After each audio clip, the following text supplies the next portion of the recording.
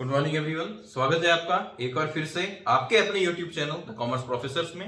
चलिए, index number हमने इस बिजनेस स्टैटिस्टिक्स में टॉपिक स्टार्ट किया था और हमने उसकी 5 क्लासेस अपलोड कर दी, जिसमें हमने सिंपल इंडेक्स नंबर कैलकुलेट करना सीख लिया था और लास्ट क्लास में हमने जो वेटेड इंडेक्स नंबर है उसके बारे में स्टार्ट कर दिया था। आइए आज हम स्टार्ट करने जा रहे हैं। जो वेटेड इंडेक्स नंबर है उसके दो मेथड्स होंगे आपके। फर्स्ट है आपका वेटेड एग्रीगेटिव एक्सपेंडिचर मेथड और सेकंड है आपका weighted average of price relative method. तो आइए स्टार्ट करते हैं। फर्स्ट है आपका वेटेड एग्रीगेटिव एक्सपेंडिचर मेथड। क्या बोलते हैं देखते हैं। In this method number of units produced, used और sold in the base year are treated as weight. इस मेथड में आपको क्या करना है कि आपने जो भी नंबर ऑफ यूनिट्स है ना प्रोड्यूस किए, यूज्ड किए या फिर सोल्ड किए, कब? इन द बेस ईयर में, यानी बेस ईयर में जो भी यूनिट आपने यूज्ड किए, प्रोड्यूस किए और सोल्ड किए है ना, उसको क्या करेंगे? ट्रीट करेंगे एज ए वेट है ना, और उससे हम कैलकुलेट करेंगे। और उसको कैलकुलेट करने का फॉर्मूला क्या होगा आपका? P01 का वो होगा आपका sigma P1 Q0 divided by sigma P0 Q0 multiply by 100।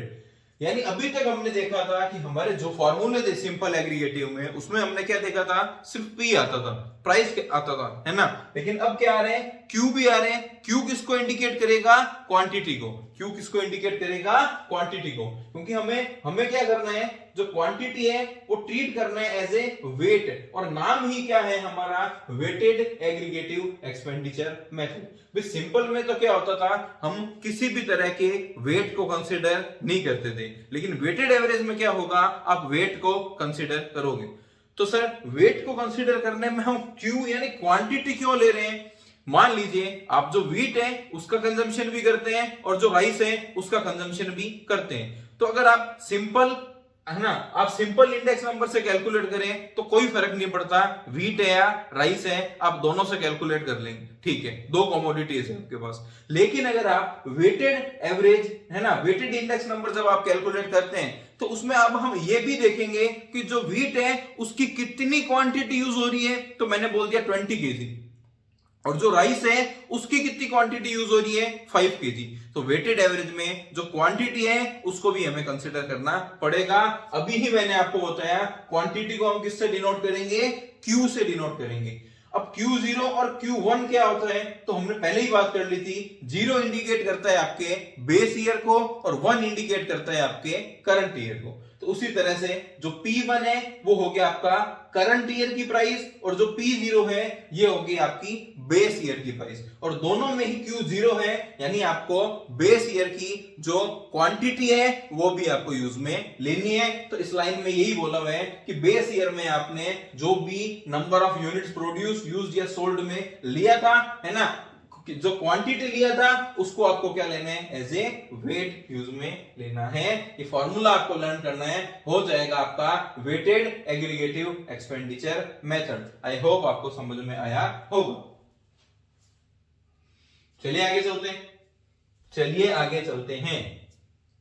आगे है आपका weighted average of price relative method. चलिए देखते हैं। In this method price relative of commodities are computed. तो लास्ट में भी हमने देखा था क्या कि हमने जब सिंपल इंडेक्स नंबर कैलकुलेट करना सीखा था, उनके मेथड्स में भी हम प्राइस रिलेटिव कैलकुलेट करना हमने सीख लिया। तो यहां पर भी फर्स्ट बात क्या बोली कि सबसे पहले आप प्राइस रिलेटिव को कैलकुलेट करोगे। अब प्राइस रिलेटिव को इंडिकेट किससे करते हैं? तो आर से इंडिकेट कर दो या फिर आप उसको आई से इंडिकेट कर दो, एक ही बात है, किसी भी को भी आप चूज कर लो। तो हमने जैसे ले लिया आर, सबसे पहले को कैलकुलेट करना है। आगे बोला they are multiply by respective weights, और उनको क्या कर दो? वेट से मल्टीप्लाई कर दो। ये आर को और डब्ल्यू को जब मैंने मल्टीप्लाई किया तो ये बन गए मेरे आर डब्ल्यू, और आई ले रहे हो तो वो बन गया आई डब्ल्यू, और लास्ट में बोल दिया again the sum of this product are found, और इनका जो टोटल होगा है ना, सम होगा, वो आप कैलकुलेट कर लो। तो सम को हमें पता है स्टैटिस्टिक्स है उसमें सम को किससे डिनोट करते हैं? सिग्मा।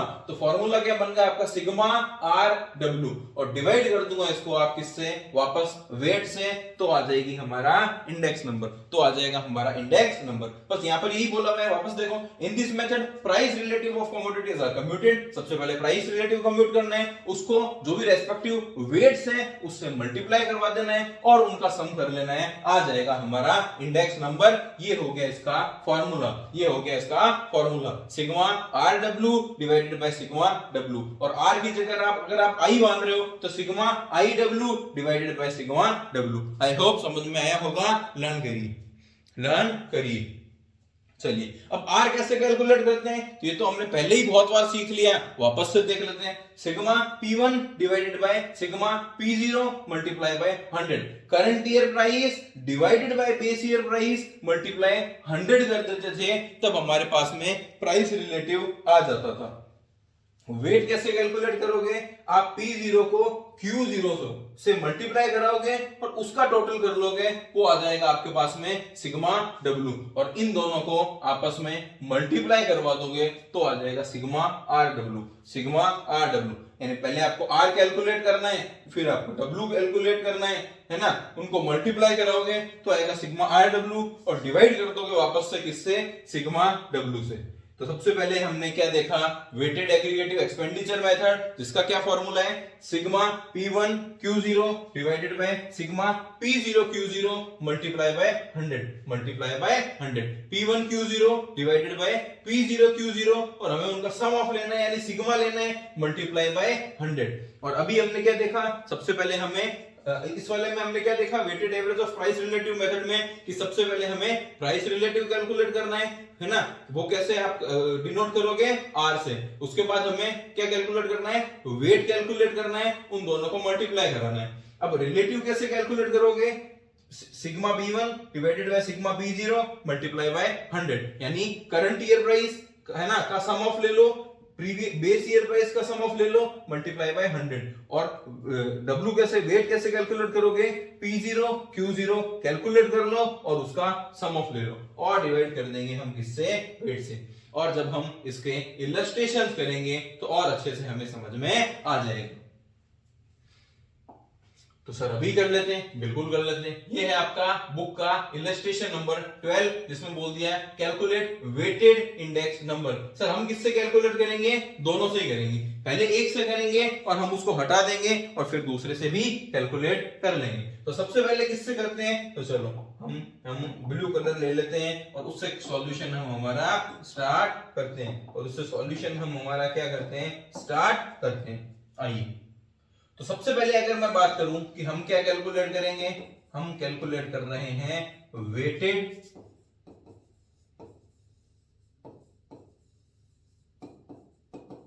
एग्रीगेटिव मेथड से, वेटेड एग्रीगेटिव मेथड से, और मुझे कैलकुलेट करना है P01 यानी इंडेक्स नंबर कैलकुलेट करना है। तो क्या फॉर्मूला था उसका, P1 Q0 divided by sigma P0 Q0 multiply by 100। तो मुझे समझ में आ रहा है, मुझे तीन चीजें चाहिए, मुझे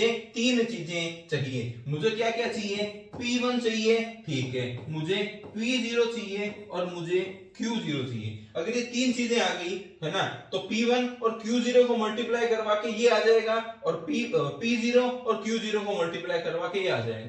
तो कहां है ये चीजें, चलो देखते हैं। तो बेस ईयर का जो होता है उसको बोलते हैं P0, और बेस ईयर की जो क्वांटिटी है उसको बोलेंगे Q0। करंट ईयर की जो प्राइस है उसको बोलेंगे P1, और जो करंट ईयर की जो क्वांटिटी है उसको बोलेंगे Q1। तो Q1 हमारे काम में आने वाली नहीं है, हमारे काम में क्या आएगी, P0 Q0 P1। चलो तो पहले मैं कैलकुलेट कर लेता हूं P0 Q0, P0 और Q0 मैं पहले कैलकुलेट कर लेता हूं। तो चलिए देखते हैं, 5 into 10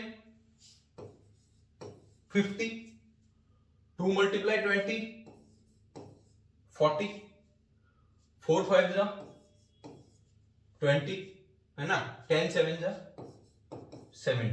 ये आ गया मेरा P0 Q0, और हमें इसका टोटल ले लेना है, तो आ जाएगा मेरे पास में sigma P0 Q0, sigma P0 Q0।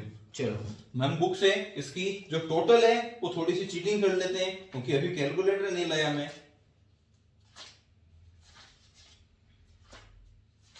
है ना, ये आपकी जो आरबीटी की बुक है स्टैटिस्टिक्स की, उसका है आपका इलस्ट्रेशन नंबर 12, इलस्ट्रेशन नंबर 12। क्या है हमारा 50, 40, 20 और 70, और इसकी जो टोटल आई है वो आई है आपकी 180। और हमें क्या कैलकुलेट करना है, और ये हमने कैलकुलेट कर लिया, अब हमें ये कैलकुलेट करना है P1 Q0, यानी जब मैं P1 को Q0 से मल्टीप्लाई कराऊंगा तो आ जाएगा मेरे पास में P1 Q0। P1 कितना 7.5 मल्टीप्लाई बाय 10, तो ये आ जाएगा मेरे पास में 75। P1 कितना सेकेंड ईयर का बी कमोडिटी का आपका 2.40 मल्टीप्लाई 20, ये आ जाएगा आपका 48। 6 into 5 ये आ जाएगा आपका 30, है ना, और 11 मल्टीप्लाई बाय 7 ये आ जाएगा आपका 77। तो हमारे पास में आ गया sigma P1 Q0। Total check कर लेता हूं मैं, ये है 75, 48, 30 और 77, और जो टोटल इसकी आ रही है ये आ रही है आपकी कितनी 230। जब मैं इस फॉर्मूले में वैल्यू पुट कर लूंगा, सिग्मा P1 Q0 कितना 230 divided by sigma P0 Q0 कितना 180 मल्टीप्लाई बाय जब मैं 100 कर लूंगा तो इंडेक्स नंबर की जो मेरी वैल्यू आएगी, किससे, वेटेड एग्रीगेटिव मेथड से, इंडेक्स नंबर की जो मेरी वैल्यू आएगी वो आ रही है 127.78। आई होप आपको समझ में आया होगा। बिल्कुल इजी है, बिल्कुल इजी है। ठीक है सर, ये वाला तो हमें समझ में आ गया, ये वाला तो हमें समझ में आ गया। अब क्या हम नेक्स्ट पे चल सकते हैं क्या? बिल्कुल नेक्स्ट पे चलते हैं। इसको मैं कर देता हूं इरेज। ये फर्स्ट मेथड था, है ना, ये आपको भी सॉल्व करना है और मैं होमवर्क क्वेश्चंस भी आपको दे दूंगा। इस क्लास में नहीं दूंगा तो नेक्स्ट क्लास में।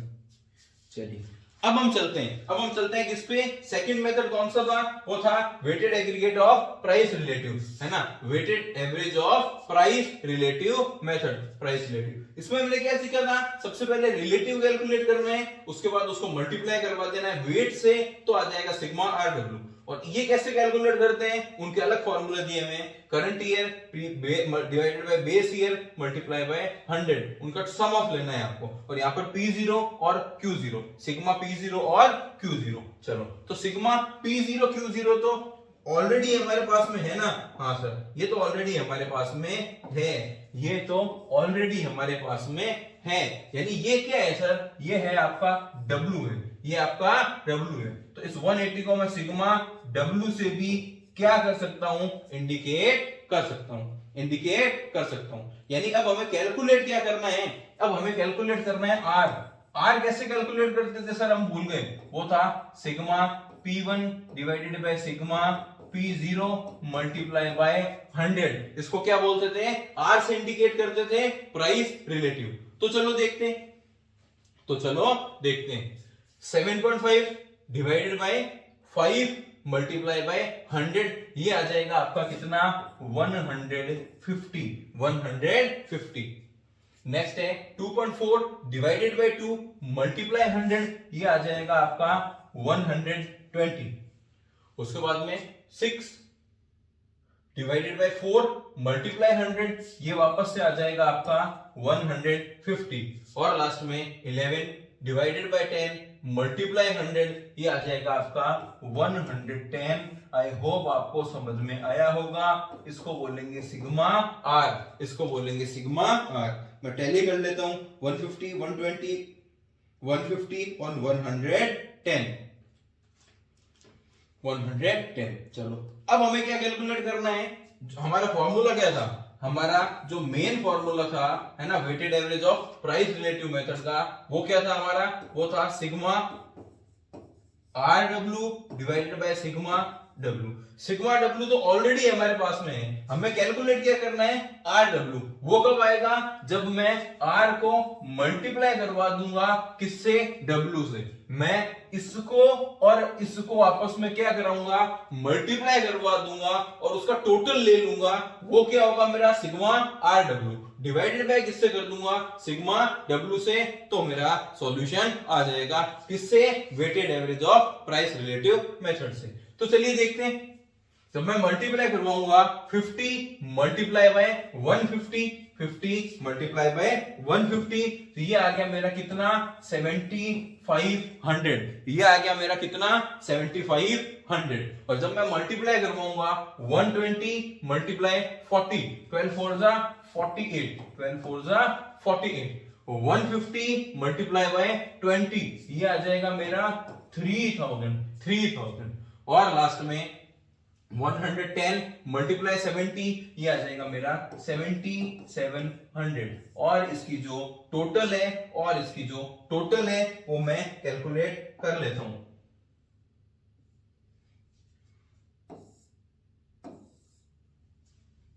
चलो इंडिकेट क्या करूंगा इसको मैं, सिग्मा आर डब्ल्यू।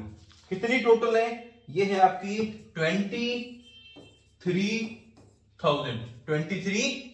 अब फॉर्मूले में वैल्यू पुट करूंगा कितनी, सिग्मा आर डब्ल्यू कितनी 23,000 डिवाइडेड बाय 180, तो ये आंसर आएगा आपका बिल्कुल एग्जैक्ट सेम कितना 127.78। आई होप आपको समझ में आया होगा।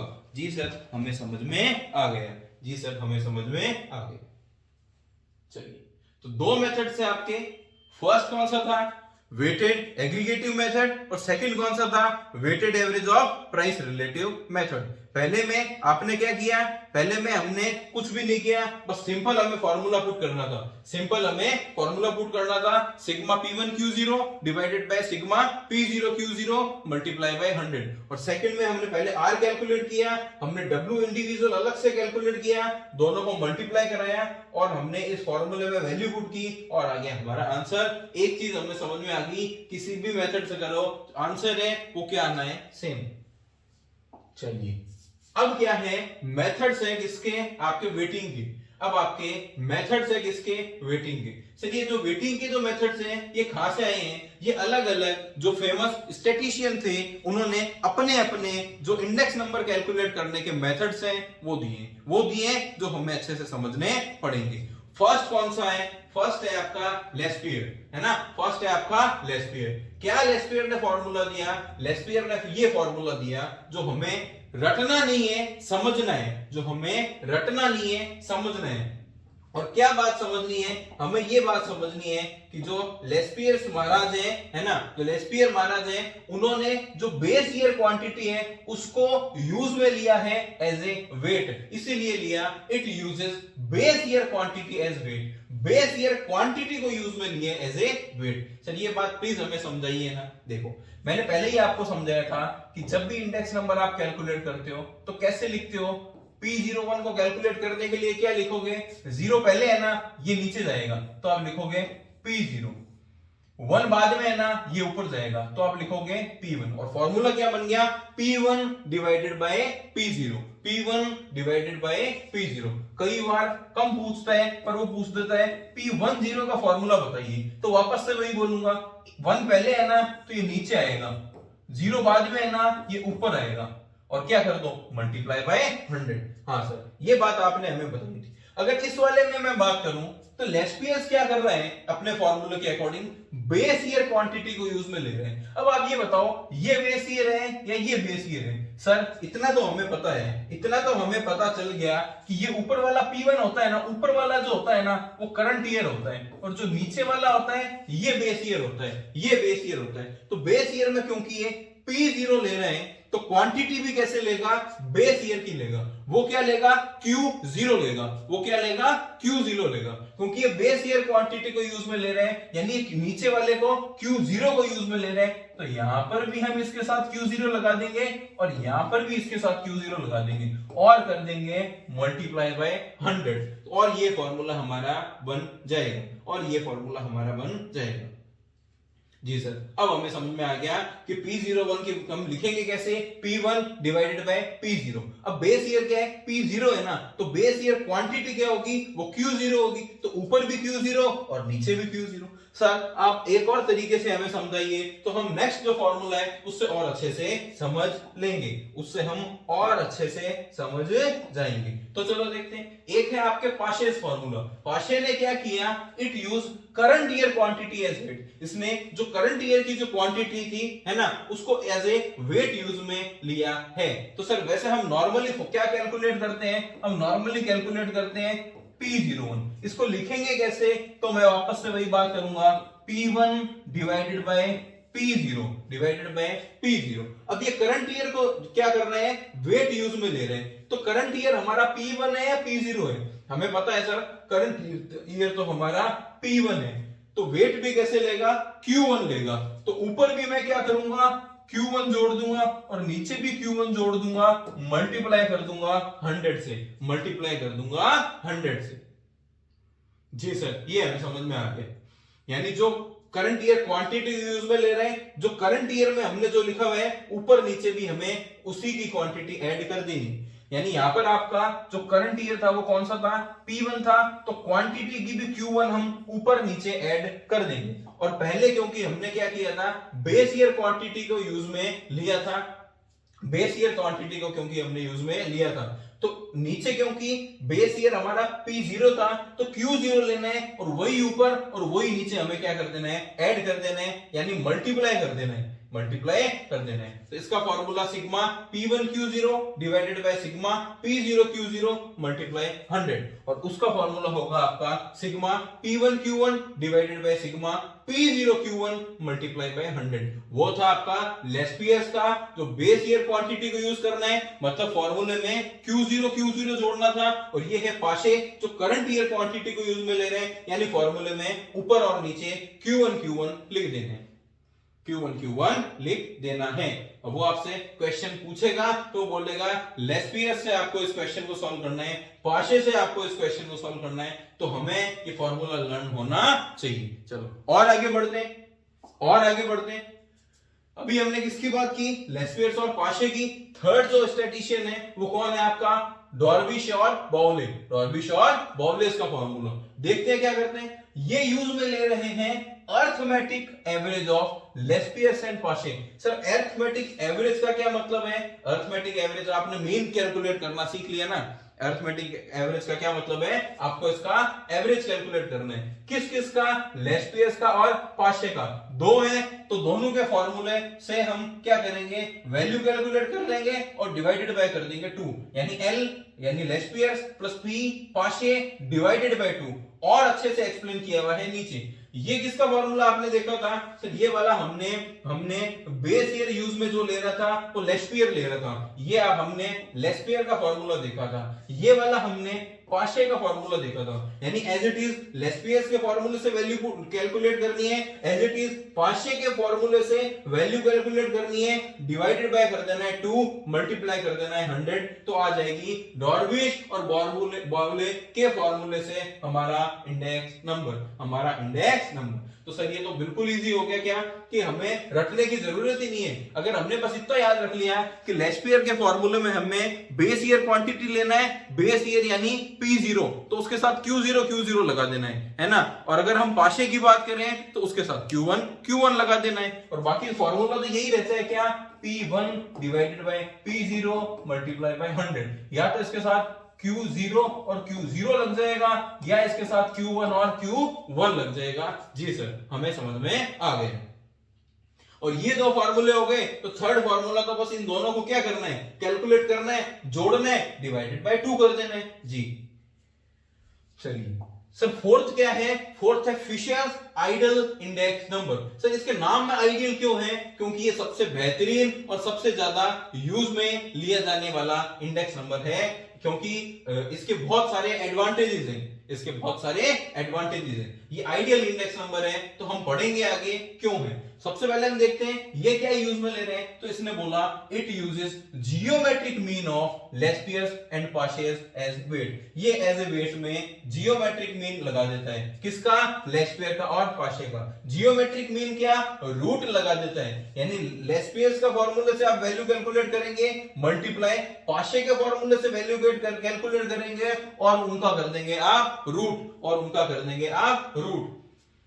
और अच्छे से जानने के लिए ये देखते हैं डिटेल में क्या है। ये तो सर हमने किसका फॉर्मूला देखा था, क्योंकि सर ये बेस ईयर को यूज में ले रहे हैं, ये लेस्ट ईयर्स का था। ये आपका करंट ईयर को यूज में ले रहे हैं, ये पाशे का फॉर्मूला था, और हमने उसको क्या कर दिया, रूट कर दिया, और हमने उसका क्या कर दिया, रूट कर दिया, मल्टीप्लाई बाय 100 कर दिया, तो आ जाएगी वैल्यू किसकी, आपके फिशर्स के आइडियल इंडेक्स नंबर। चार चीजें हमने पढ़ी, क्या, लेस्ट ईयर किसको यूज में लेते हैं, बेस ईयर क्वांटिटी को, यानी Q0 लगा देना है, क्योंकि बेस ईयर क्या होता है आपका, P0 होता है, ठीक है। करंट ईयर क्या होता है आपका, P1। तो पाशे क्या करता है, क्योंकि करंट ईयर क्वांटिटी यूज में लेते हैं, तो P1 अपॉन P0 के साथ में Q1 लगा देंगे, ठीक है। ये दो फॉर्मूले लर्न हो गए।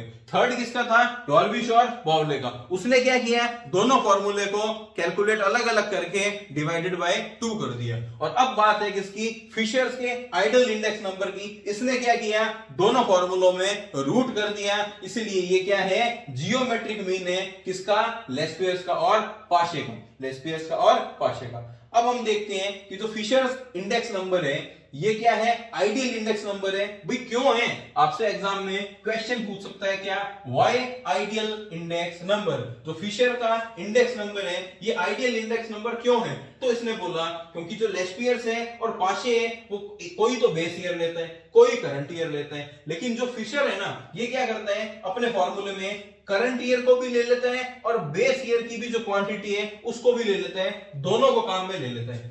दूसरा, इस फॉर्मूले में जियोमेट्रिक मीन क्या आ रहे हैं, यूज में आ रहे हैं, which is best average for constructing index number. और जो जियोमेट्रिक मीन है वो इंडेक्स नंबर को कंस्ट्रक्ट करने के लिए, कैलकुलेट करने के लिए सबसे बेस्ट एवरेज माना गया है। तो बहुत सारे एवरेज आपने पढ़े होंगे, मीन, मीडियन, मोड, है ना, उसके बाद जियोमेट्रिक मीन, हार्मोनिक मीन, है ना, ऐसे करके बहुत सारे आपने पढ़े होंगे। तो उनमें सबसे जो बेस्ट आपका एवरेज है वो कौन सा है, आपका जियोमेट्रिक मीन है। ये आपने measures of central tendency chapter में पढ़ा होगा। तो दो क्या है, current year, base year quantities को भी यूज में ले लेते हैं। सेकंड क्या है, ये जियोमेट्रिक मीन से कैलकुलेट कर रहे हैं, जो इंडेक्स नंबर को कंस्ट्रक्ट करने के लिए बेस्ट एवरेज माना गया है। तीसरी बात क्या है, ये फॉर्मूला, दो तरह के टेस्ट होते हैं हमारे, जो हम नेक्स्ट क्लास में देखेंगे कौन कौन से। ये फॉर्मूला दो तरह के टेस्ट होते हैं आपके, एक तो फैक्टर रिवर्सल टेस्ट और दूसरा टाइम रिवर्सल टेस्ट। इन दोनों को क्या करता है, सेटिस्फाई करता है। और जो पहले हमने तीन पढ़े थे वो तीनों ही इन दोनों को सेटिस्फाई नहीं करते, क्योंकि ये अकेला ऐसा है जो इन दोनों टेस्ट को क्या करता है, सेटिस्फाई करता है, इसीलिए इसको आइडियल इंडेक्स नंबर माना गया। लेकिन आइडियल इंडेक्स नंबर मानने के बावजूद भी इसकी कुछ लिमिटेशंस है। क्या लिमिटेशंस है, कि अभी हमने पढ़ा कि ये फैक्टर रिवर्सल टेस्ट और टाइम रिवर्सल टेस्ट दोनों को सेटिस्फाई करता है, लेकिन एक और टेस्ट होता है आपका, कौन सा, सर्कुलर टेस्ट। जो फिशर है उसका फॉर्मूला सर्कुलर टेस्ट को सेटिस्फाई नहीं करता, उसका जो फॉर्मूला है वो सर्कुलर टेस्ट को सेटिस्फाई नहीं करता। Fisher's formula does not satisfy the circular test, while an ideal index number should satisfy this one. तो ideal index number होने के कारण इसको ये वाला भी करना चाहिए था, लेकिन जो सर्कुलर है वो नहीं करता। फैक्टर रिवर्सल और जो टाइम रिवर्सल टेस्ट है वो फिशर का फॉर्मूला क्या करता है, सेटिस्फाई कर देते हैं। दूसरा हमने बात की थी कि इसके फॉर्मूले में करंट ईयर क्वांटिटी भी काम में आ रही है और बेस ईयर भी आ रही है। भाई बेस ईयर तो समझ में आ जाती है, कोई दिक्कत नहीं है, पुरानी हो चुकी, इजीली हम ऑप्ट कर लेते हैं। लेकिन जो करंट ईयर की जो क्वांटिटी है ना, वो भी यूज में आ रही है, और उसको कैलकुलेट करना क्या होता है, डिफिकल्ट होता है। उसकी इंफॉर्मेशन मार्केट से मिलना ही क्या होता है, डिफिकल्ट है, मुश्किल है। इसलिए क्या बोला गया in Fisher formula, current year quantities are also used but it is difficult to get information about the current year quantities. भाई करंट ईयर की जो क्वांटिटीज हैं वो आप कैसे ऑप्ट कर लोगे, वो ऑप्ट करना क्या होता है, मुश्किल होता है। और बेस ईयर की तो पिछले साल की थी, वो तो इजीली हम कहीं से भी ऑब्टेन कर सकते हैं। और लास्ट क्या है, Fisher formula is unable to explain anything because in this formula both year quantity are used. और ये कुछ भी एक्सप्लेन करने में अनेबल है, नहीं कर सकता। क्यों, क्योंकि इसके फॉर्मूले में बेस ईयर भी ले लिया, करंट ईयर भी ले लिया, ऐसे थोड़ी होते हैं। आप एक चीज लीजिए, तो ये तीन इसकी आइडियल इंडेक्स नंबर होने के बावजूद भी क्या थी, लिमिटेशंस थी, जो हमें ध्यान में रखनी है। चलिए तो सर अभी तक हमारे कितने हो गए, 4 हो गए। पहला लेस्पियर्स जो बेस ईयर क्वांटिटी यूज में लेते हैं, दूसरा पाशे जो करंट ईयर लेते हैं, है ना, थर्ड डॉर्बिश और बाउले जो दोनों का एवरेज कर देता है एल का और पी का, लेस्पियर्स और पाशे का, और फोर्थ हमने देखा फिशर जो एल का और पी का जियोमेट्रिक मीन यानी रूट कर देता है। ये हमें समझ में आ गया। नेक्स्ट 3 और है ना, इनमें आपको थोड़ा थोड़ा ही समझना है, देखते हैं। एक है आपका मार्शल एडवर्ड फॉर्मूला, थोड़ा थोड़ा फॉर्मूला देखेंगे इसका बस। It use total of current year and base year quantity as weight. इसने क्या किया, करंट ईयर और बेस ईयर क्वांटिटी का जो टोटल था वो ले लिया, वो क्या कर लिया, टोटल ले लिया। जैसे sigma P1 divided by sigma P0 तो है ही, ऊपर भी Q0 प्लस Q1 ले लिया और नीचे भी Q0 प्लस Q1 ले लिया, यानी दोनों जो क्वांटिटीज थी उनका टोटल ले लिया और मल्टीप्लाई कर दिया किससे, 100 से। मल्टीप्लाई कर दिया किससे, 100 से। तो ये वाला फॉर्मूला जब आप इन ब्रैकेट वाली चीजों को इनसे मल्टीप्लाई करवाओगे तो ये फॉर्मूला बन के आपके सामने आ जाएगा। Sigma P1 Q0 sigma P1 Q1 और नीचे sigma P0 Q0 plus sigma P0 Q1 multiply by 100। Easy है, बस एक चीज ध्यान में रखनी है, क्या ये क्या यूज में ले रहे हैं, ये आपका करंट ईयर और बेस ईयर की जो क्वांटिटी है उसका टोटल ले रहे हैं, उसका टोटल ले रहे हैं एज ए वेट। क्या नाम है इसका, मार्शल एडवर्ड फॉर्मूला। नेक्स्ट है आपका Kelly's formula. It use quantity of base year और एनी स्टैंडर्ड ईयर। ये बेस ईयर क्वांटिटी को भी काम में ले रहे हैं और साथ में इसने बोल दिया किसी जो स्टैंडर्ड ईयर है, किसी स्टैंडर्ड ईयर है ना, उसके एवरेज को भी कुछ सालों के क्या कर रहे हैं, वेट के यूज में ले रहे हैं। तो वो फॉर्मूला सेम है आपका, क्या, sigma P1 divided by sigma P0, है ना। अब इसने यहां पर क्या लिख दिया, QS लिख दिया, QS ऊपर लिख दिया और QSE नीचे लिख दिया। S का क्या मतलब है, स्टैंडर्ड ईयर। S का क्या मतलब है, स्टैंडर्ड ईयर। इसने जो किसी स्टैंडर्ड ईयर है उसकी क्वांटिटी को क्या ले लिया, यूज में ले लिया एज ए वेट और मल्टीप्लाई कर दिया 100। तो sigma P1 QS divided by sigma P0 QS multiply by 100, multiply by 100। ये किसका फॉर्मूला है, कैली का। और लास्ट है हमारा, इसके बारे में कुछ बोला हुआ नहीं है, सिर्फ फॉर्मूला दिया हुआ है बुक में, तो हमने वो देख लिया, क्या ये फॉर्मूला है, सिग्मा है ना रूट में Q0 और ब्रैकेट में Q1 P1 divided by sigma Q0 Q1 P0।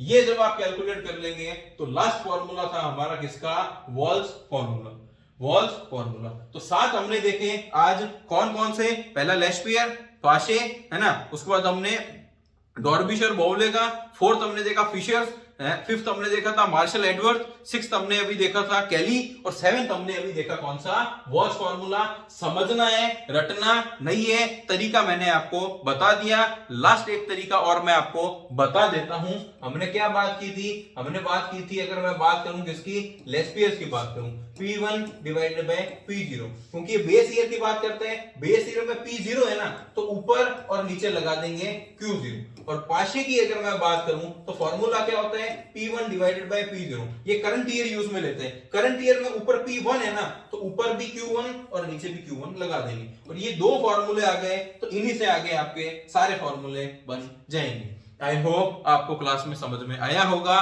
Please आप कमेंट सेक्शन में कमेंट करना आपको समझ में आया, कुछ समझ में नहीं भी आया तो भी आप मुझे कमेंट करना, हम और अच्छे से समझेंगे। मिलते हैं नेक्स्ट क्लास में, हम हमारे जो टेस्ट है वो सीखेंगे, फैक्टर, टाइम रिवर्सल और सर्कुलर टेस्ट। तब तक के लिए धन्यवाद, और हम नेक्स्ट क्लास में करेंगे इसके प्रैक्टिकल क्वेश्चन। Thank you.